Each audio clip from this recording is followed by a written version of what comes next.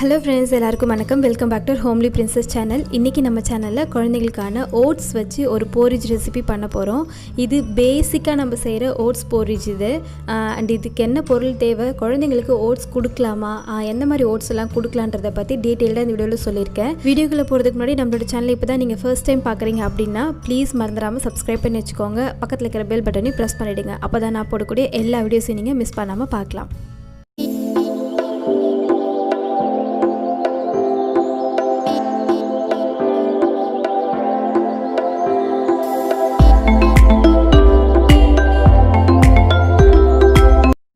இப்போது இந்த ரெசிபி செய்கிறதுக்கு முன்னாடி நம்ம ஓட்ஸை இந்த மாதிரி நல்லா ட்ரை ஃப்ரை பண்ணிவிட்டு அதை நல்லா கிரைண்ட் பண்ணி நல்லா பவுடர் ஆக்கி எடுத்து வச்சுக்கலாம். ரொம்ப நேரம் அந்த ப்ரௌன் கலர் ஆகணும்னு அவசியம் இல்லை, ஜஸ்ட் அந்த ஹீட் ஆனால் போதும். அதுக்கப்புறம் நம்ம இதை ஆற வச்சுட்டு ஒரு மிக்ஸி ஜாருக்கு ட்ரான்ஸ்ஃபர் பண்ணிவிட்டு அதை நல்லா ஃபைன் பவுடராக அரைச்சி ஒரு நல்ல ஏர்டைட் கண்டெய்னரில் ஸ்டோர் பண்ணி வச்சுக்கலாம்.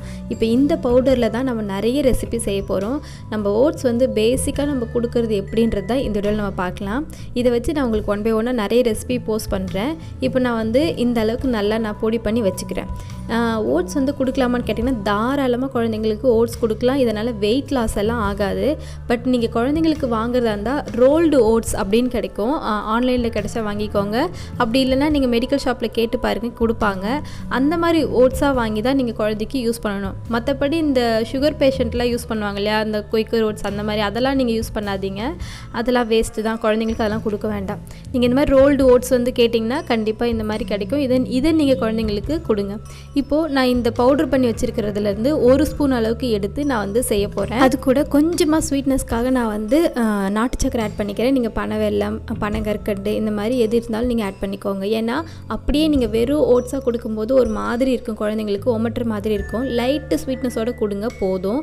அதுக்காக நீங்கள் ஒயிட் சுகர் ஆட் பண்ணலாமான்னு கேட்டிங்கன்னா வேண்டாம் தான் சொல்வேன். நீங்கள் குழந்தைங்களுக்கு ஒரு வயசுக்குள்ளே இருக்கிற எல்லா குழந்தைங்களுக்குமே இந்த ஒயிட் சுகர், சால்ட் இதெல்லாம் ஆட் பண்ணாமல் இருக்கிறது ரொம்ப நல்லது.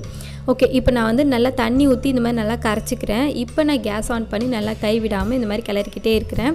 இது மாதிரி பண்ணும்போது இந்த லிக்விட் கன்சிஸ்டன்சியில் இருக்குது இல்லையா, இது போக போக நல்லா திக்காக உங்களுக்கு கிடைக்கும். ஸோ வேறு ஒன்றுமே இல்லை. ஆனால் நீங்கள் ஓட்ஸ் குக் பண்ணும்போது குழந்தைங்களுக்கும் அது பண்ணும்போது நீங்கள் அட்லீஸ்ட் ஒரு 20 மினிட்ஸாவது இந்த மாதிரி நல்லா கொஞ்சம் தண்ணி ஊற்றி நல்லா கொதிக்க வைங்க. அப்போ தான் அது நல்லா குக் ஆகி இருக்கும். அவ்வளோதான். நம்ம இதை ஒரு பவுலுக்கு ட்ரான்ஸ்ஃபர் பண்ணி குழந்தைக்கு ஊட்டி விடலாம்.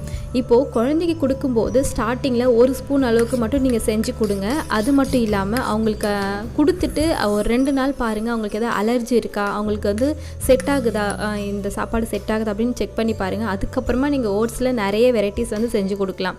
முதல்ல ஓட்ஸ் ஒத்துக்குதான்னு நம்ம பார்க்கணும். அதுதான் இந்த ஓட்ஸ் மட்டும் இல்லைங்க, எந்த ரெசிபியாக இருந்தாலும் குழந்தைங்களுக்கு முதல்ல கொடுக்குறீங்க அப்படின்னா கொஞ்சமாக கொடுங்க. அது அவங்களுக்கு செட் ஆகுதான்னு பாருங்கள். நல்லா மோஷன் போகிறாங்களா, வயிறு வலிக்குதா, ஃப்ரீயாக இருக்காங்களா, ஆக்டிவாக இருக்காங்களா, இது எல்லாமே செக் பண்ணுங்கள். இந்த மாதிரிலாம் எதுவும் ஆகலை, என் குழந்தைக்கு ப்ராப்ளம் எதுவும் ஆகலை அப்படின்னா நீங்கள் தாராளமாக ஓட்ஸ் கண்டினியூ பண்ணலாம். அதுக்காக டெய்லி ஓட்ஸ் கொடுக்க வேண்டாம், வாரத்தில் 2 வேளை கொடுத்தா போதும். இப்போ இன்றைக்கி மண்டே கொடுக்குறீங்கன்னா இதோட நீங்கள் ஃப்ரைடே கொடுங்க. அந்த மாதிரி கொஞ்சம் கேப் விட்டு கொடுங்க. இந்த ஓட்ஸ் பார்த்திங்கன்னா நீங்கள் கரெக்டாக 7 மாதம் முடிஞ்சதுலேருந்தே குழந்தைங்களுக்கு கொடுக்க ஸ்டார்ட் பண்ணிடலாம். அப்படின்னா நீங்கள் 8 மாதத்துலேருந்து தாராளமாக நீங்கள் ஓட்ஸ் ரெசிபி செஞ்சு கொடுக்கலாம். ஒரு நாளைக்கு ஒரு தடவை நீங்கள் ஓட்ஸ் மாதிரி செஞ்சு ஏதாவது ரெசிபி செஞ்சு கொடுத்தா போதும். மற்ற ரெசிபி நிறைய இருக்கு இல்லையா, ஸோ அதையும் நீங்கள் ட்ரை பண்ணுங்கள். ஒரே ரெசிபியை கொடுத்துட்டு இருக்காதீங்க குழந்தைங்களுக்கு. ஸோ இந்த வீடியோ உங்களுக்கு ரொம்பவே யூஸ்ஃபுல்லாக இருக்கும்னு நினைக்கிறேன். உங்களை வேறு ஒரு இன்ட்ரெஸ்டிங்கான வீடியோவில் பார்க்குறேன். அண்டில் தென் பாய்.